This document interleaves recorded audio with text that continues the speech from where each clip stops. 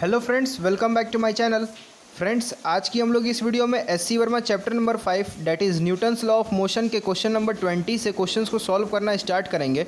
So question number 20 is an empty plastic box of mass m is found to accelerate up at the rate of g/6 when placed deep inside water.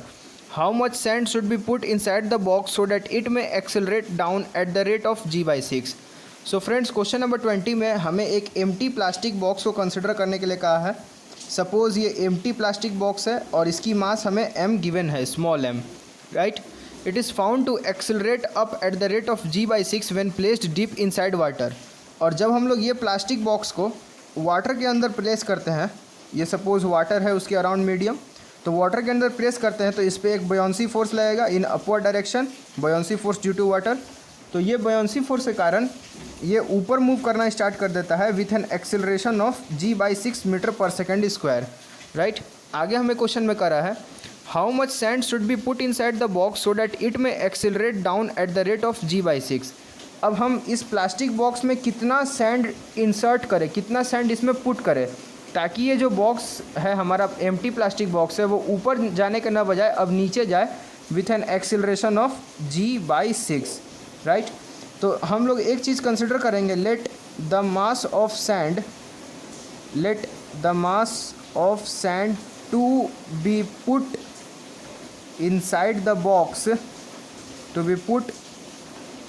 Box be capital M, right. मतलब कि capital M मास का हम लोग sand जो है इस box के अंदर पुट करेंगे ताकि ये जो बॉक्स है हमारा अब डाउनवर्ड मूव करने लगे with an acceleration of g/6 metre पर सेकेंड स्क्वायर। सो फ्रेंड्स, पहले हम लोग बिना सैंड को पुट किए हुए इस प्लास्टिक बॉक्स का हम लोग फ्री बॉडी डायग्राम देखते हैं और उससे एक इक्वेशन को फाइंड आउट करते हैं।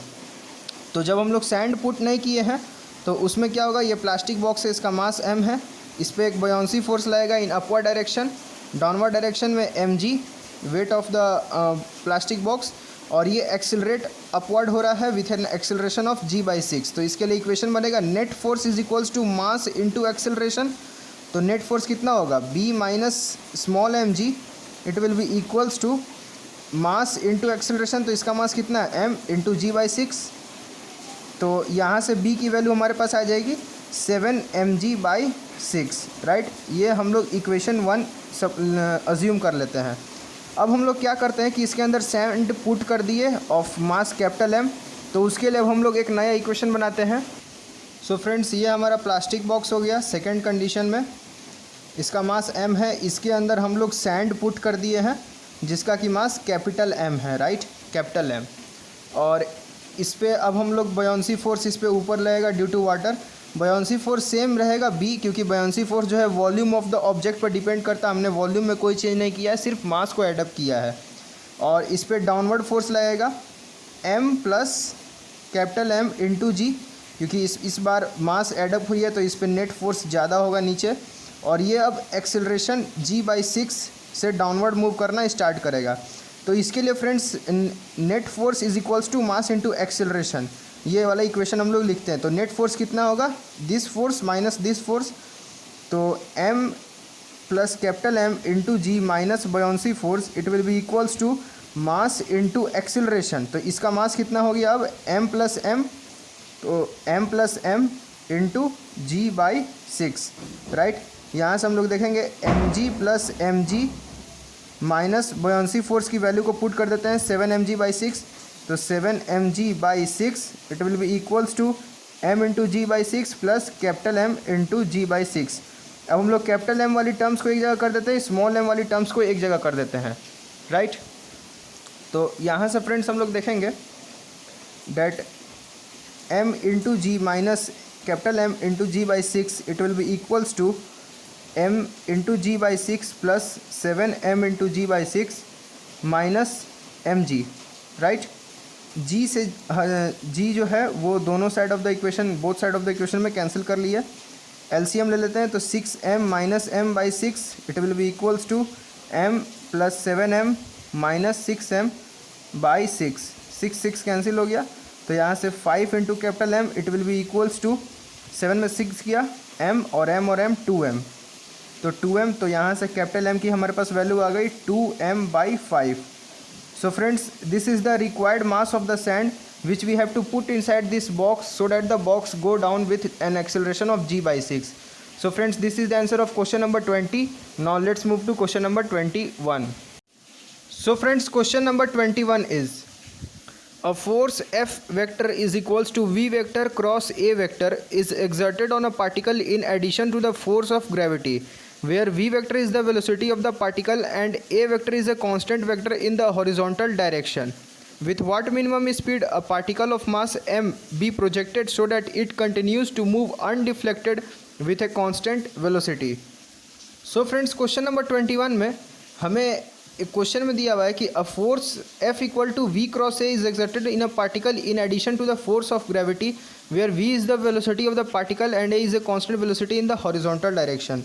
सपोज एक पार्टिकल है, उसे हम किसी भी V वेलोसिटी से अगर थ्रो करते हैं इन एनी डायरेक्शन, तो इस पे एक फोर्स लगता है, इस पार्टिकल पर एक फोर्स लगेगा F vector is equals to V vector cross A vector, right, where V vector is the velocity vector of the particle and A vector is any vector in horizontal direction, right. A जो है वो हमें question में दिया हुआ है कि A जो है एक कांस्टेंट वेक्टर है इन हॉरिजॉन्टल डायरेक्शन. A की मैग्नीट्यूड जो है वो कांस्टेंट है लेकिन वो हॉरिजॉन्टल डायरेक्शन में है, राइट. और वेलोसिटी वेक्टर जो है हमारा किसी भी डायरेक्शन में हो सकता है, वो तो हमारे ऊपर डिपेंड करता है कि हम ऑब्जेक्ट को किस डायरेक्शन में फेंक रहे हैं, ठीक है. तो अगर हम इन कंडीशंस पर इस ऑब्जेक्ट पे एक फोर्स लगेगा F equal to V cross A, right, और इस ऑब्जेक्ट पे एक डाउनवर्ड फोर्स भी लगेगा due to the earth, that is weight of the object mg, right. आगे क्वेश्चन में करा है, with what minimum speed a particle of mass m be projected so that it continues to move undeflected with a constant velocity. So friends, question में हमें ये find करने के लिए करा है कि हम कितनी मिनिमम स्पीड से फेंकें, कितनी मिनिमम स्पीड से फेंकें ताकि जो हमारा पार्टिकल है वो अनडिफ्लेक्टेड मूव करे, right, with a constant velocity. तो फ्रेंड्स, जब पार्टिकल अनडिफ्लेक्टेड कैसे मूव करेगा, जब उस पर नेट फोर्स जो है वो ज़ीरो हो जाएगा. It means F net on the particle should be equals to zero, right. तो इस पर फोर्स कौन कौन सा लग रहा है, एक F वेक्टर प्लस और एक mg वेक्टर. तो यहाँ पर F vector plus mg vector, ये दो फोर्सेस इस पार्टिकल पर लग रहे हैं और इन दोनों का रिजल्टेंट अगर ज़ीरो हो जाएगा तभी ये पार्टिकल अनडिफ्लेक्टेड मूव करेगा इन इट्स पाथ. तो देयरफॉर F वेक्टर की वैल्यू क्या दी हुई है, V vector cross A vector. तो यहाँ से हम लोग F वेक्टर की वैल्यू रखेंगे V vector cross A vector, right, plus mg vector is equals to zero, ठीक है. यहाँ से हम लोग देखेंगे V vector cross A vector, it will be equals to minus of mg vector, right. अब V cross A cross B क्या होता है, A into B into sine theta into a unit vector in the plane of V and A. तो इसकी वैल्यू जो हम लोग लिखेंगे, magnitude of V into magnitude of A into sine theta, it will be equals to minus of mg vector, right. अब friends, question में हमें स्पीड फाइंड करने को कहा रहा है, ठीक है. तो स्पीड के लिए हम लोग को वेलोसिटी की मैग्नीट्यूड फाइंड करनी होगी. हमें तो डायरेक्शन से मतलब है नहीं, तो देयरफॉर हम लोग दोनों साइड मॉडुलस साइन लगा देंगे, ठीक है, ताकि डायरेक्शन जो भी निगेटिव पॉजिटिव आ रहा है वो सब पॉजिटिव में बदल जाए. तो देयरफॉर यहाँ से होगा V वेक्टर की मैग्नीट्यूड सपोज V और A वेक्टर की मैग्नीट्यूड सपोज A, ठीक है, into sine theta, it will be equals to mg, right. तो यहाँ से हमारे पास स्पीड क्या निकलेगी, mg by A sine theta, ठीक है. अब फ्रेंड्स, हमारे पास जो स्पीड आई in these forces, it is V is equals to mg by A sine theta. अब फ्रेंड्स, हमसे स्पीड की मिनिमम वैल्यू पूछी थी कि मिनिमम वैल्यू कितना होगा. तो मिनिमम वैल्यू के लिए अगर हमारा फ्रैक्शन में डिनोमिनेटर का वैल्यू अगर हायर हो जाए तो ओवरऑल फ्रैक्शन का वैल्यू लोअर हो जाएगा. तो डिनोमिनेटर का वैल्यू हायर करने के लिए क्या होगा, ये सारी चीज़ें तो कांस्टेंट है, इनमें तो हम कोई चीज़ चेंज नहीं कर सकते हैं. चेंज कर सकते हैं सिर्फ साइन थीटा की वैल्यू में. तो साइन थीटा की सबसे हाईएस्ट वैल्यू क्या होती है, 1. हम लोग जानते हैं साइन थीटा -1 से लेकर 1 तक वेरी करती है.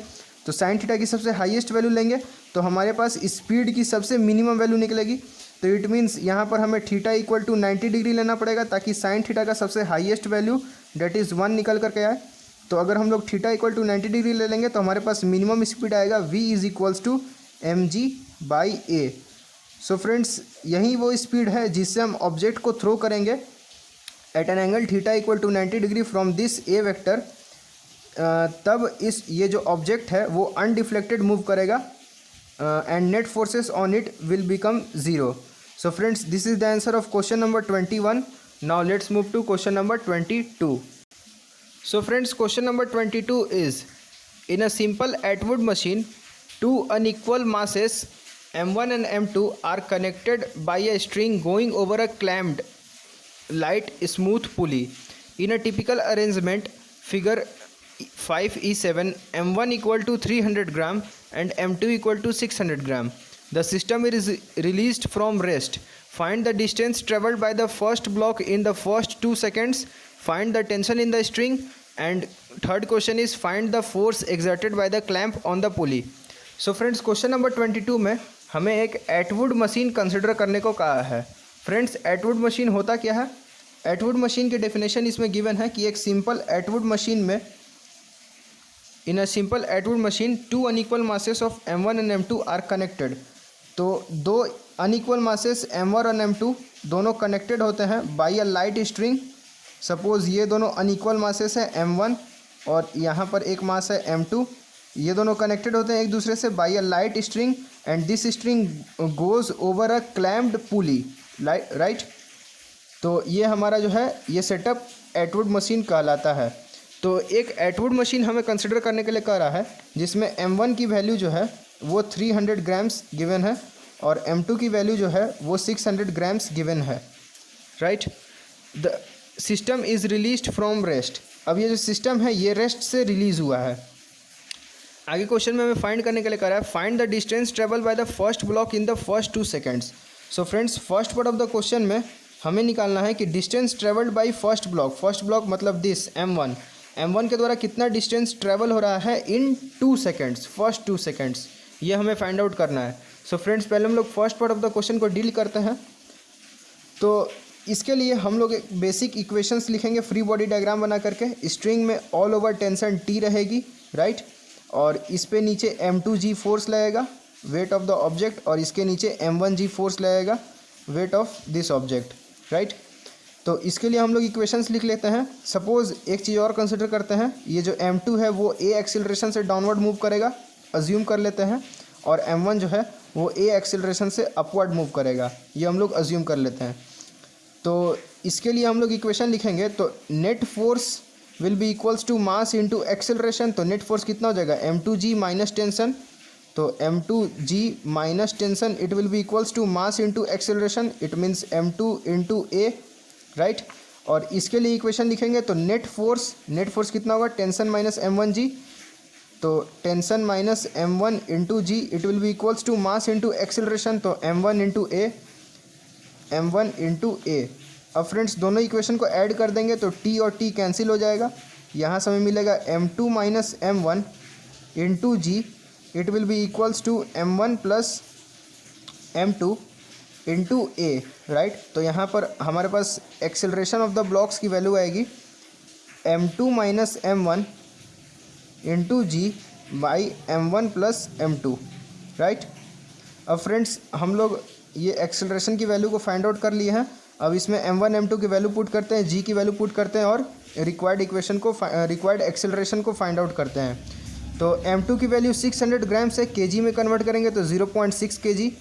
M1 की वैल्यू 300 ग्राम से kg में कन्वर्ट करेंगे तो 0.3 kg, राइट. तो M2 की वैल्यू 0.6, यहाँ से हमें एक्सेलरेशन मिलेगा. Acceleration will be equals to 0.6 minus M1 0.3 minus 0.3 by M1 plus M2. तो M1 0.3 plus 0.6, 0.3 plus 0.6 into G की वैल्यू हम लोग ले लेंगे 10 मीटर पर सेकेंड स्क्वायर, ठीक है. तो यहाँ से एक्सेलरेशन की वैल्यू आएगी 0.3 बाई 0.9 इंटू 10. तो 3 3 ज़ा 9, ये कैंसिल हो गया, पॉइंट कैंसिल हो गया. इट मीन्स 10/3 मीटर पर सेकेंड स्क्वायर. सो फ्रेंड्स, जो block with an acceleration 10/3 metre पर सेकेंड स्क्वायर डाउनवर्ड मूव करेगा और ये ब्लॉक अपवर्ड मूव करेगा. अब हमें फर्स्ट क्वेश्चन में फॉर द फर्स्ट ब्लॉक हमें डिस्प्लेसमेंट निकालना है, डिस्टेंस निकालना है कि वो कितना डिस्टेंस जो है इन फर्स्ट 2 सेकेंड्स ट्रेवल कर रहा है. तो हम लोग देखते हैं इसके लिए. टाइम इंटरवल हमें कितना दिया हुआ है 2 सेकेंड्स का। इसमें हम लोग को डिस्टेंस फाइंड आउट करना है। तो फ्रेंड्स हम लोग जानते हैं distance d is equals to U T plus half A T square, right. u is the initial velocity. Initially दोनों ऑब्जेक्ट्स को रेस्ट से छोड़ा गया था, तो इनिशियल वेलोसिटी विल बी 0, तो u into T will come out 0। तो यहाँ से हमें मिलेगा distance will be equals to half into acceleration into T square. तो d will be equals to half into acceleration. Acceleration of this block हमने कितना find out किया है 10/3, तो 10/3 इंटू टी स्क्वायर, टाइम का स्क्वायर डेट इज़ 2 का square 4 seconds 4, ये हो जाएगा हमारे पास 20/3 metre. So friends this is the answer of first part of the question. Now let's see second part. So friends second part of the question में हमें find the tension in the string, मतलब string में कितना tension है वो हमें find out करना है। तो ये हमने 2 इक्वेशंस निकाले थे। इन दोनों इक्वेशन में से किसी भी एक इक्वेशन को पिकअप करेंगे और उसमें से एक्सेलरेशन की वैल्यू को पुट कर देंगे, तो हमें टेंशन की वैल्यू फाइंड आउट हो जाएगी। सपोज हम लोग सेकंड इक्वेशन को पिकअप करते हैं, तो सेकंड इक्वेशन क्या है, tension minus m1 into G will be equals to m1 into A, right. तो यहाँ से हमारे पास टेंशन की वैल्यू आएगी m1 इंटू जी प्लस ए, ठीक है फ्रेंड्स। तो T will be equals to m1 की वैल्यू कितनी थी 0.3 kg, ठीक है। तो m1 की वैल्यू 0.3 इंटू जी की वैल्यू 10 प्लस एक्सेलरेशन की वैल्यू 10/3। तो यहाँ से आ जाएगी 0.3 इंटू एलसीएम ले लेंगे तो 40/3, ये 0.1, इसकी वैल्यू आ जाएगी 4 newton. So friends tension in the string will be equal to 4 newton. So friends this is the answer of part B of the question. Now let's see part C. Friends part C of the question में हमें कह रहा है find the force exerted by the clamp on the pulley, मतलब clamp जो है वो पुली पर कितना फोर्स लगा रहा होगा वो हमें फाइंड आउट करना है। तो हम लोग इस डायग्राम में देखते हैं, ये हमारा पुली था और ये ऊपर में क्लैंप था, ठीक है। तो ये पुली जो है ये क्लैंप जो है वो पुली पर कितना फोर्स लगा रहा है वो हमें फाइंड आउट करना है। तो इसका हम लोग फ्री बॉडी अगर डायग्राम बनाएं तो यहाँ पर क्लैंप है और इससे पुली अटैच्ड है।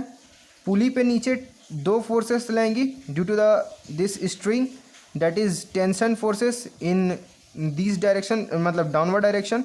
तो इस पर नेट अपवर्ड फोर्स कितनी लग रही होगी 2T, ठीक है, क्योंकि पुली जो है वो इक्विलिब्रियम में है, वो वर्टिकल मोशन शो नहीं कर रहा है। तो net upward force will be equals to net downward force. तो नेट अपवर्ड डाउनवर्ड फोर्स कितना है, इस साइड से भी एक स्ट्रिंग के कारण टेंशन और इस साइड से भी दूसरी स्ट्रिंग के कारण टेंशन, ठीक है। तो T प्लस T, ये 2T ऊपर लग रहा होगा। तो force applied by clamp on the pulley will be equals to 2 into T, मतलब 2 twice of the tension value. तो टेंशन की वैल्यू हमने कितनी निकाली थी, tension in the string it is 4 newton. तो देयरफॉर 2T की वैल्यू कितनी आ जाएगी 2 into 4 which means 8 newton. So friends this is the force which is applied by the clamp on the pulley. So friends this is the answer of question number 22। Now let's move to question number 23. So friends, question number 23 is, consider the Atwood machine of the previous problem. The larger mass is stopped for a moment 2 seconds after the system is set into motion. Find the time elapsed before the string is tight again. So friends, question number 23 में हमें question number 22 का case consider करने को कहा है, जिसमें हमें question number 22 में हमें एक एटवुड मशीन गिवन था, राइट। ये एटवुड मशीन है और इसे 2 मासेस बंधी हुई थी M1 M2, ये M1 और ये M2, राइट। M1 की वैल्यू गिवन थी, M1 is equals to 300 grams, मतलब 0.3 kg, और M2 की वैल्यू गिवन थी 600 ग्राम्स, मतलब 0.6 kg, राइट।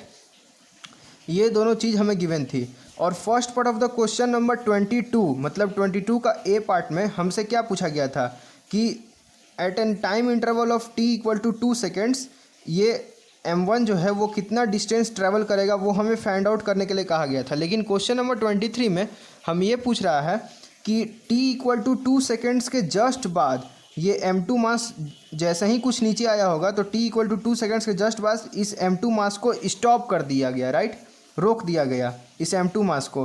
तो ये जो M1 मास है वो ऊपर मूव करते करते इसके पास कुछ 2 सेकेंड्स के अंदर कुछ वेलोसिटी आई होगी, उस वेलोसिटी के कारण ये ऊपर मूव करना स्टार्ट किया होगा, भले ही M2 स्टॉप हो जाए लेकिन उस वेलोसिटी के कारण वो ऊपर मूव करना स्टार्ट करेगा m1, और ऊपर मूव करते करते जब उसकी काइनेटिक एनर्जी जीरो हो जाएगी वो फिर से नीचे गिरेगा, और नीचे गिरेगा तो उस समय स्ट्रिंग जो है फिर से टाइट हो जाएगी।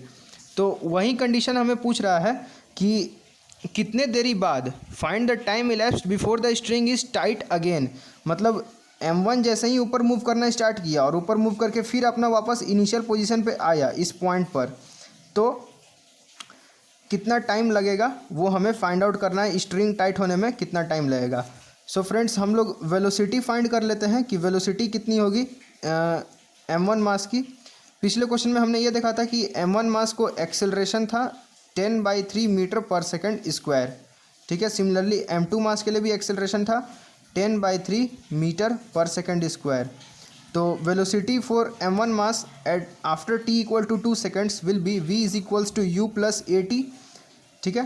तो v इक्वल टू u की वैल्यू ज़ीरो होगी क्योंकि m1 m2 को हमने रेस्ट से उसको स्टार्ट किया था, तो u की वैल्यू 0 प्लस एक्सेलरेशन की वैल्यू 10/3 इंटू टाइम है 2 सेकेंड्स। तो वेलोसिटी हमारे पास आ गई 20/3 मीटर पर सेकेंड।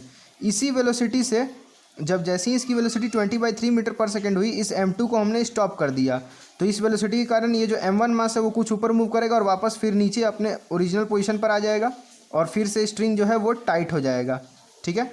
तो इसे वो काम करने में, मतलब वापस इस पॉइंट पर आने में, ऊपर गया और वापस इस पॉइंट पर आया, उसे कितना समय लगेगा वो हम लोग फाइंड आउट करते हैं।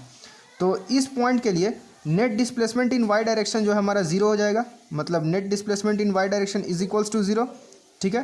तो डिस्प्लेसमेंट क्या होगा, initial velocity in Y direction into time taken plus half into acceleration in Y direction into T square, it will be equals to zero, right.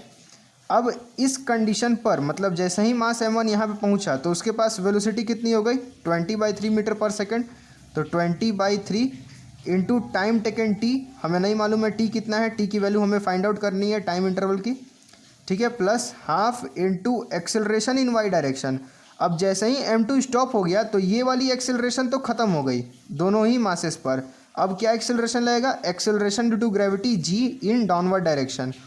तो डाउनवर्ड डायरेक्शन में है तो माइनस साइन ले लेंगे, into 10 into T square, it will be equals to zero, right.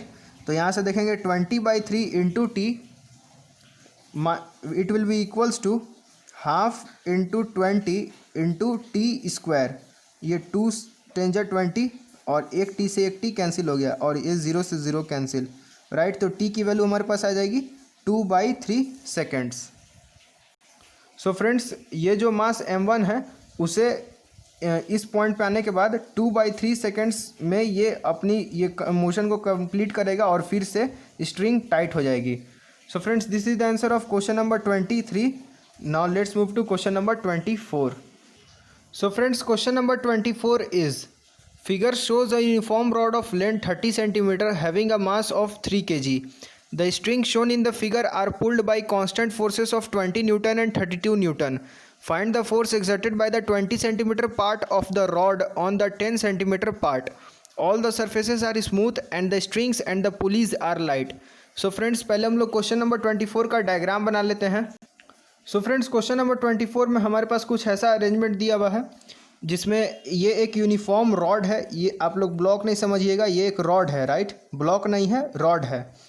Rod की length जो है वो 20 + 10 टोटल 30 सेंटीमीटर लेंथ की रॉड है और इस रॉड की मास हमें गिवन है m is equals to 3 kg, right.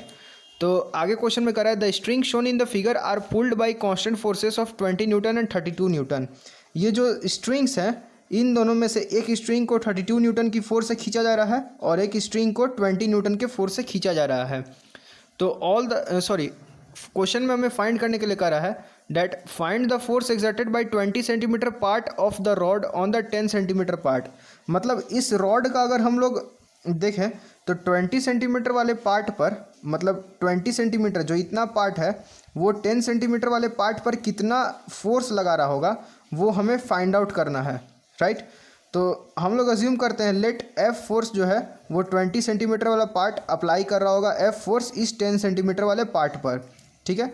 तो total length of the rod कितनी है 30 सेंटीमीटर। तो 30 सेंटीमीटर ऑफ द रॉड के लिए लेंथ है 3 kg, तो अगर ये रॉड यूनिफॉर्म रॉड है तो 1 सेंटीमीटर के लिए लेंथ कितना हो जाएगा, by unitary method 3/30 kg, it means 1/10 kg, right. तो 20 सेंटीमीटर वाले के लिए इसका मास कितना हो जाएगा, 20 इंटू 1/10 डेट इज़ 2 kg, ठीक है। मतलब ये 20 सेंटीमीटर वाले के लिए मास कितना हो गया, 2 kg।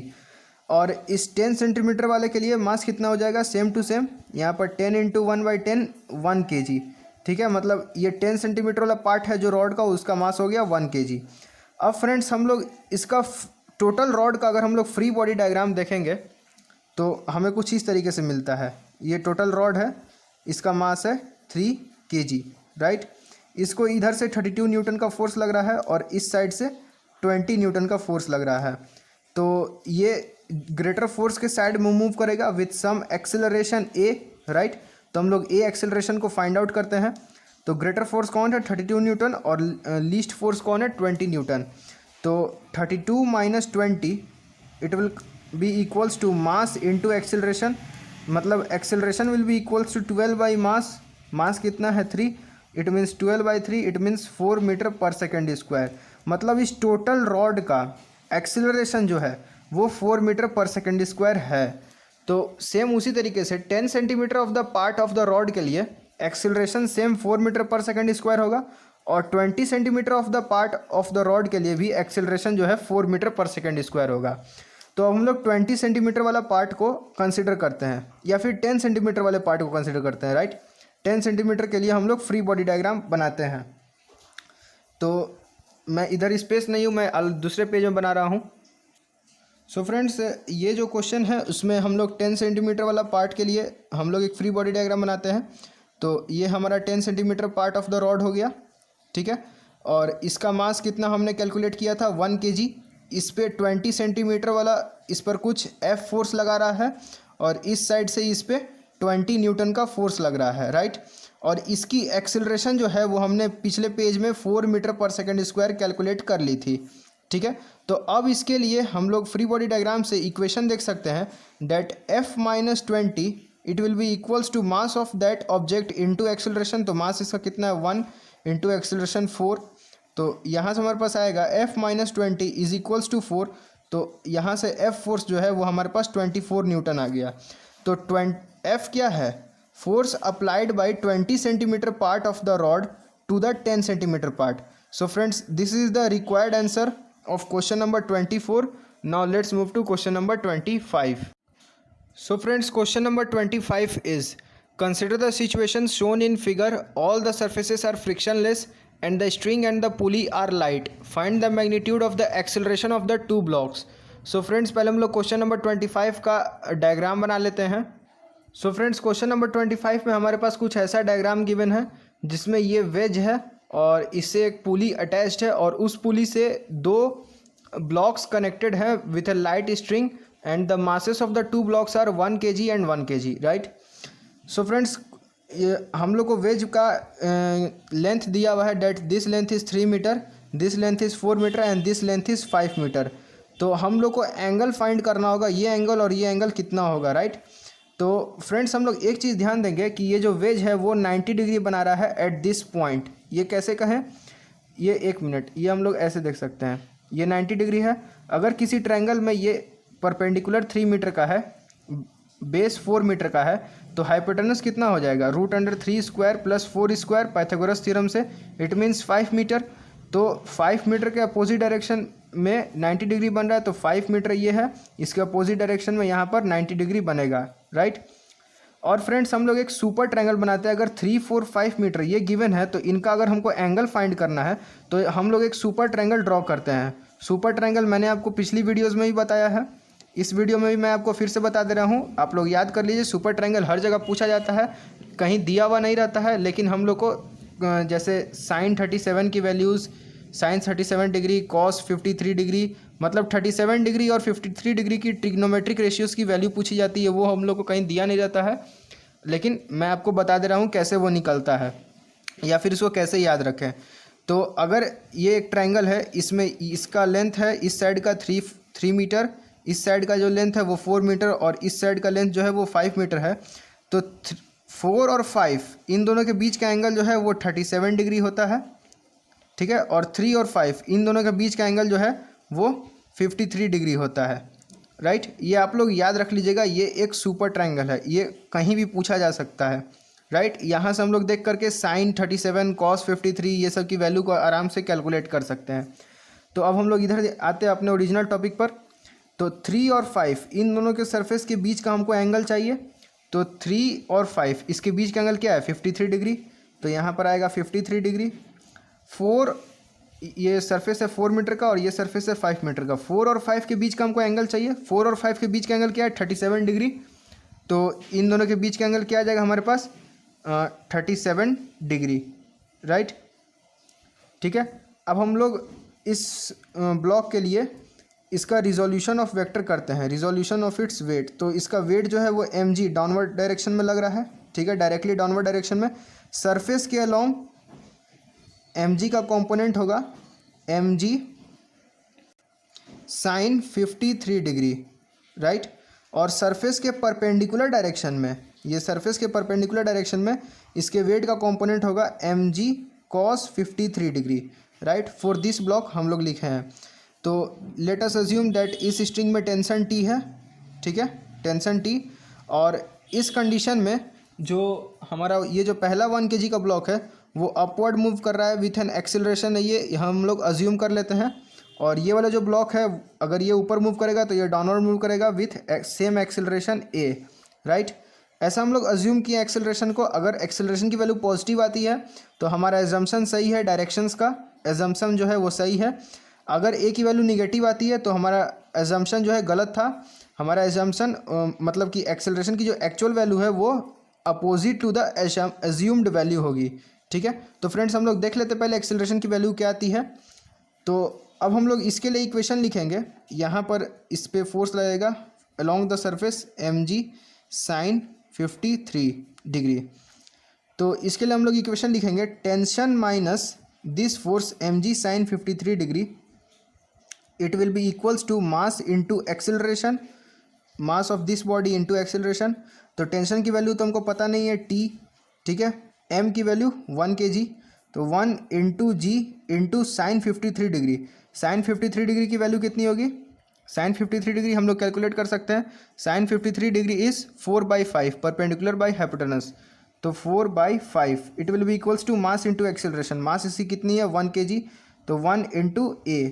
तो यहाँ से हमारे पास टेंशन की वैल्यू आ जाएगी t minus 4g/5 it will be equals to a। इस इक्वेशन को हम लोग फर्स्ट इक्वेशन कंसिडर कर लेते हैं, राइट। अब हम लोग इस बॉडी के लिए देखते हैं। इस बॉडी के लिए हम लोग वेट का कंपोनेंट निकालते हैं। तो वेट जो है वो डाउनवर्ड डायरेक्शन में mg नीचे, इस डायरेक्शन में जो है मतलब सरफेस के पैरेलल डायरेक्शन में हमारे पास आ जाएगा mg साइन 37 डिग्री। और सरफेस के परपेंडिकुलर डायरेक्शन में जो फोर्स है वो हमारे पास आ जाएगा mg cos 37 डिग्री, राइट। तो सरफेस के पैरेलल डायरेक्शन में क्या फोर्स लग रहा है mg साइन 37 डिग्री, ये हमें फोर्स लग रहा है। तो हम लोग इस डायरेक्शन में मोशन को कंसिडर कर रहे हैं। तो इसके लिए लिखेंगे mg sine 37 degree minus tension it will be equals to ma इस ब्लॉक के लिए। तो इस ब्लॉक का मास कितना है 1 kg, तो 1 into g into sine 37, sine 37 की वैल्यू 3/5, तो 3/5 minus tension it will be equals to mass into acceleration. इसका मास 1 kg, तो 1 इंटू a। तो यहाँ से हमारे पास आ जाएगा 3g/5 minus tension it will be equals to a। ये हमारा सेकेंड इक्वेशन। अब फ्रेंड्स हम लोग को टेंशन की वैल्यू को एलिमिनेट करके हम लोग को एक्सेलरेशन की वैल्यू चाहिए, क्योंकि हमें क्वेश्चन में पूछा है find the magnitude of the acceleration of 2 blocks.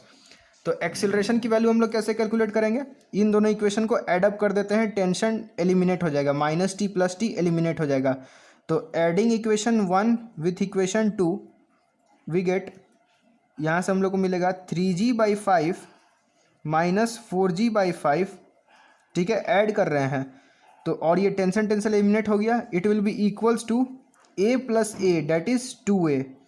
तो यहाँ से हमारे पास आएगा 2a will be equals to minus of g/5, तो एक्सेलरेशन की वैल्यू कितनी आई, -g/10। अगर इसकी मैग्नीट्यूड को देखें तो देयरफॉर मैग्नीट्यूड ऑफ एक्सेलरेशन वो हमारे पास कितना आएगा, mod of -g/10, it means g/10 metre पर सेकेंड स्क्वायर। सो फ्रेंड्स हम लोग को तो आंसर फाइंड आउट हो गया कि एक्सेलरेशन की जो मैग्नीट्यूड है वो g/10 मीटर पर सेकेंड स्क्वायर होगी। अब एक्सेलरेशन की वैल्यू माइनस क्यों आई, क्योंकि हमने जो एक्सेलरेशन अज्यूम किया था वो गलत डायरेक्शन में अज्यूम किया था। अगर एक्सेलरेशन की वैल्यू पॉजिटिव आती तो हमारा अज्यूम्ड डायरेक्शन सही होता, लेकिन एक्सेलरेशन की वैल्यू निगेटिव आई है। इट मीन्स ये वाला जो ब्लॉक है वो ऊपर मूव करेगा असलियत में, ये डाउनवर्ड नहीं मूव करेगा, ठीक है, ऊपर मूव करेगा विथ एक्सेलरेशन a = g/10। और ये वाला जो ब्लॉक है वो अपवर्ड नहीं मूव करेगा, वो डाउनवर्ड मूव करेगा विथ एक्सेलरेशन = g/10, ठीक है। सो friends this is the answer of question number 25। Friends आज की हम लोग इस वीडियो में क्वेश्चन नंबर 20 से लेकर क्वेश्चन नंबर 25 तक की क्वेश्चंस को सॉल्व किया है। आगे की वीडियोस में हम लोग आगे की भी क्वेश्चंस को सॉल्व करेंगे, तब तक आप इन सब क्वेश्चंस को रिवाइज कीजिए। अगर आपको कहीं भी डाउट आता है तो आप मुझे कमेंट सेक्शन में कमेंट कर सकते हैं। If your doubt gets cleared by my videos then please press the like button and share with your friends. Thank you.